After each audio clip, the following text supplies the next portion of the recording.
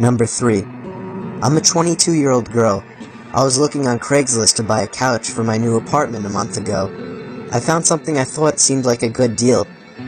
From the pictures, the couch seemed to be in great shape. The seller wanted to be contacted by email. His email was mexicanpoppy666@hotmail.com. I felt that email was a bit off-putting, but I still went ahead and emailed the man my offer. He responded within 5 minutes, accepting the offer and asking for my address. I honestly felt uncomfortable with his asking. I did not want a stranger coming to my house. I suggested that I just come to his house to pick it up, but he continually insisted that he come to my house. Eventually I stopped responding, and a day later, he emailed me again, giving me his address. I didn't know if I should go at that point, but it seemed like a steal, almost too good to be true, and according to his address, he didn't live too far. So I got in my van and drove over to the seller's house. I immediately noticed that the house was a bit smaller than all the other houses on the block. When I rang the bell, a middle-aged man wearing a baseball cap answered the door. He gave me a huge smile and invited me in. I was immediately feeling uneasy. He led me into his living room, and I saw the couch. Immediately, I saw scuff marks and small tears in the couch. It was not at all in the shape that it appeared in the ad. I commented on this, and he just smiled and offered to lower the price. I told him I'm not interested, and here's where things started getting creepy. As I was making my way out of the house, he put his hand on my shoulder and offered to give it to me for free if I was willing to, quote-unquote, give something to him. I let out a disgusted gasp and got back into my car. I didn't even look up out the window. I just drove away from there quickly. But it doesn't end there. That same night, I was laying in my bed watching TV when I thought I heard somebody stomping up the steps of my porch. I muted the TV and was able to clearly hear the sound of somebody fiddling with my front doorknob. I jumped out of my bed and tiptoed over to the front door to look through the peephole, but whoever it was already gone. And then, I thought I could hear the sound of the gate to the backyard opening and closing. That was when I grabbed the phone and dialed 911. Soon after, I heard the sound of somebody fiddling with the doorknob to the back door of the apartment. I yelled to whoever it was that the police were on their way, and after that, I heard the sound of the gate opening and closing again. They were gone. This was a month ago, and nothing has happened since, but I still can't sleep at night. I'm 99% sure it was the man that was selling the couch. He must have followed me home. There was no way it was just a coincidence. I don't plan on using Craigslist anymore, and I'm still trying to find a new apartment. Number 2. I was looking for a car to buy for my son for his 18th birthday. I was searching all the typical car websites, Cars.com, eBay Motors. They were all overpriced as expected. Craigslist was the only place to find an actual deal. About a week into my search, I found an '03 Toyota Camry. It had 67,000 miles, no accidents, no damage, and good condition for only $3,500. This seemed like a steal for such a reliable car with such low mileage. The seller lived about 10 miles from me, which was a reasonable drive when looking for a car. I gave him a call to set up a time to come check it out. The man sounded normal on the phone. He assured me that there were absolutely no problems with the car. He introduced himself as Bob. I brought along $3,500 in cash, even though I planned on wiggling down the price as much as possible. I pulled up the dirt road to Bob's property about 15 minutes early. It was a tiny little house with a decent-sized property, only because it was a bit far from the nearest neighbors. The garage was open, so I walked over to see if anybody was inside, but except for an unusual amount of car parts, it was empty. The car was nowhere in sight. The only car on the property was an old pickup truck. I went over to the front door to check the house numbers. It was the right address. The doorbell button was missing, so I knocked on the front door. I knocked for exactly 5 minutes before deciding to give the man a call. So I dialed his number, and I heard the sound of a cell phone ringing from inside the house.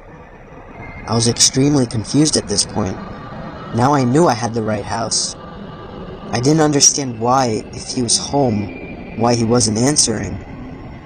I decided I had to take a peek through one of the windows to see if anybody was inside.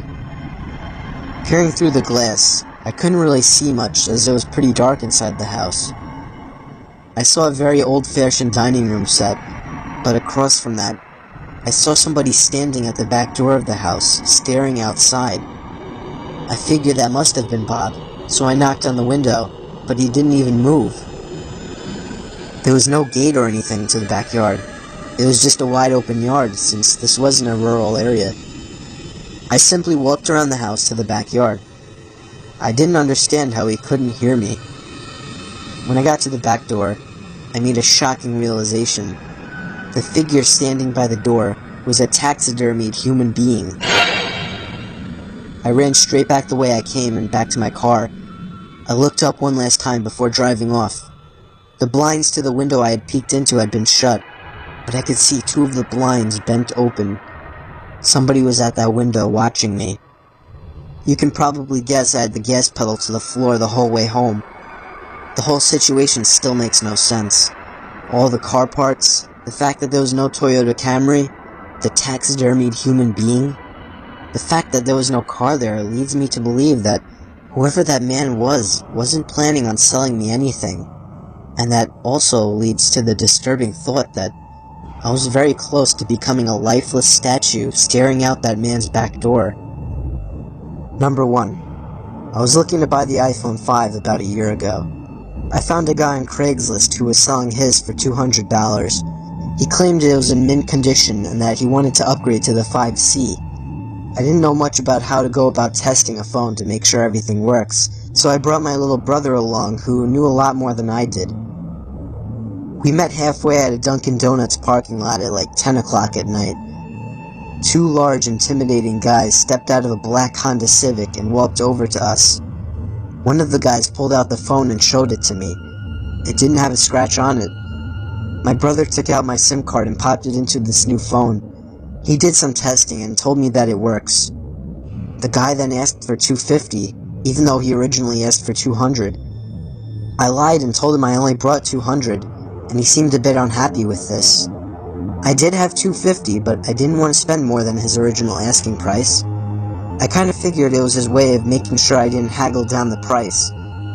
I handed the guy the $200, and he and his buddy got back in their car. We got back into my car, and I tested out the new phone by calling my girlfriend. I sat testing things around for about 5 minutes. My brother commented on the fact that the two guys hadn't left yet either, but I didn't really care. I started the car and pulled out of the parking lot. My brother then commented that the two guys started their car just as I had. I didn't find it too weird. I drove down the turnpike and eventually stopped at a red light. That's when I noticed the black Honda Civic pull up right behind us in my rear view mirror. I found that a bit weird since I was sure they came from the opposite direction. I continued my drive home, but every single turn we made, they followed, and close on my tail too. My brother suggested I pull over, but there was no way I was going to do that. I knew those guys were looking for trouble. It got to the point where I was trying to lose them and started driving dangerously. If they needed something, they would call or at least honk their horn, but they were looking for some kind of trouble. I tried something risky to lose them. At an intersection, the light had just turned red. I floored it across the intersection before any of the cars would begin to pass. My brother shouted at me, calling me stupid and crazy, but it worked. They didn't follow. We got home after the extra long drive. My heart was still racing from the intensity of the situation. I was just happy I got a working phone for such a low cost. Later that night, I was playing around with the phone, trying to set some things up before going to bed. My parents and brother were already asleep at this point, and just then, the sound of 2 car doors slamming shut outside interrupted me. I looked out my window, and I felt like my heart completely stopped. The black Honda Civic was parked across the street. I could only assume the 2 guys were already halfway to our front door. I immediately woke up my dad and explained everything as quickly as possible. He got up, grabbed a baseball bat, and crouched behind the front door. A loud knock came at the front door. My dad screamed at them to go away. One of the guys on the other side of the door claimed to have a gun, and said that he would shoot the lock off of the door if he didn't open up. My dad told me to call Joe, our friend who lives 2 doors down who happens to be a police officer. I called Joe and he said he would be right over and to stay hidden. Here's the part that still scares me to this day. There was the sound of a silenced shot of a pistol. I peeked over and saw a bullet hole in the door, inches away from my dad's head. My dad ran away from the door and we all listened. We heard Joe outside yelling at them to drop their weapons. My dad went outside to help when they lowered their guns. Joe arrested the 2 assholes. I have to say, this was the scariest day of my life, but it was also the best I had ever felt in my entire life.